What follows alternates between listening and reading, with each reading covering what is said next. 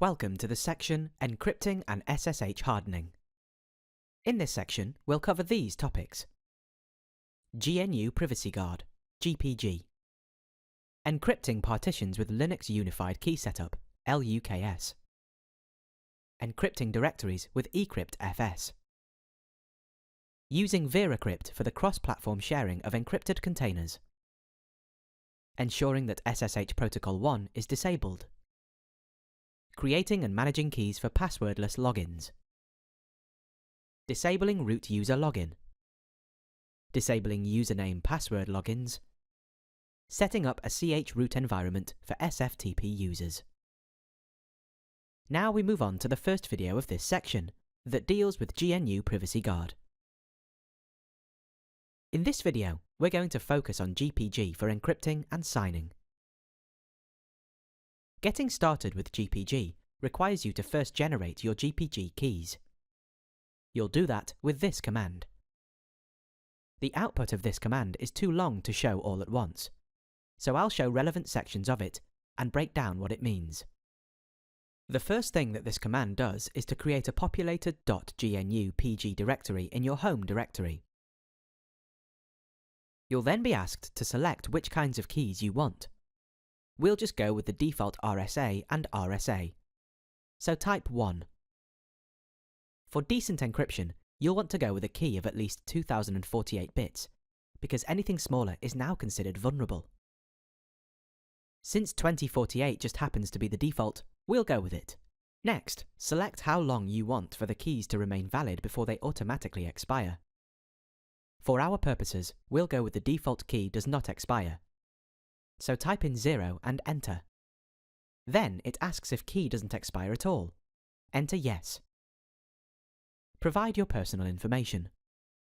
We need to construct a user ID. Fill in all the details. Create a passphrase for your private key. The passphrase is created. This could take a while, even when you're doing all of the recommended things to create entropy. Be patient, it will eventually finish. By running a sudo yum upgrade in another window, I created enough entropy so that the process didn't take too long. Verify that the keys did get created using this shown command. And, while you're at it, take a look at the files that you created using this command.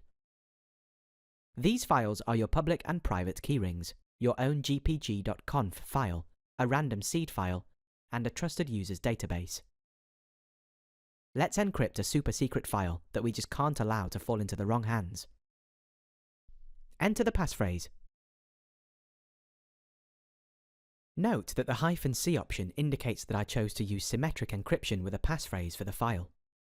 The passphrase that you enter will be for the file, not for your private key. One slight flaw with this is that GPG makes an encrypted copy of the file, but it also leaves the original unencrypted file intact. So list all the files. Let's get rid of that unencrypted file with shred.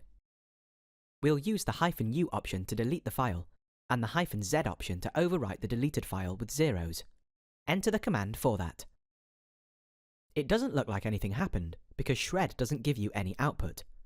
But an ls-l will prove that the file is gone. See, it's shredded. Now, if I were to look at the encrypted file with less secret_squirrel_stuff.txt.gpg, I would be able to see its contents, after being asked to enter my private key passphrase. This is the file. As long as my private key remains loaded into my keyring, I'll be able to view my encrypted file again without having to re-enter the passphrase. Now, just to prove to you that the file really is encrypted, I'll create a shared directory and move the file there for others to access. I will create a directory shared. It's not possible as the directory already exists. Then enter an alternative command.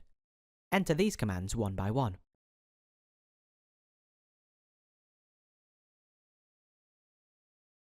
When I go into that directory to view the file with less, I can still see its contents without having to re-enter my passphrase. But now, let's see what happens when Maggie tries to view the file. Move to user Maggie. Then move to shared directory. And when she hits the Y key to see it anyway, she can't see anything. Poor Maggie really wants to see my file, but all she can see is encrypted gibberish. What I've just demonstrated is another advantage of GPG. After entering your private key passphrase once, you can view any of your encrypted files without having to manually decrypt them, and without having to re-enter your passphrase. But let's now say that you no longer need to have this file encrypted, and you want to decrypt it in order to let other people see it. Just use GPG with the -D option. Move to Shared Directory and open the file.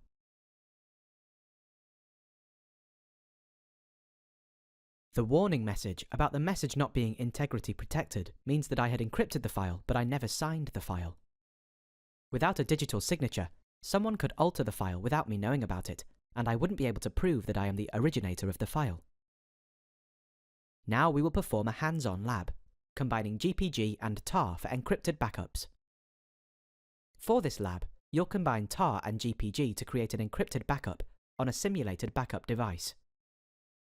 You can perform this lab on either one of your virtual machines. Start off by creating your GPG keys. You will do that with this command. Follow the procedure that was shown previously.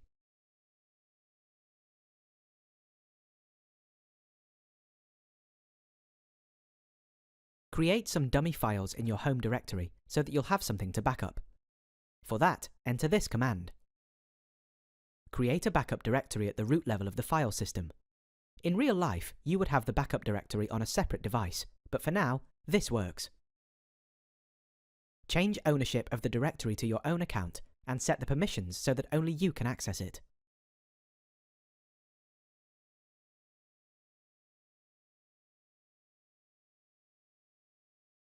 Create an encrypted backup file of your own home directory. Enter this command for that. Compression is optional, but we'll go ahead and use XZ for the best compression.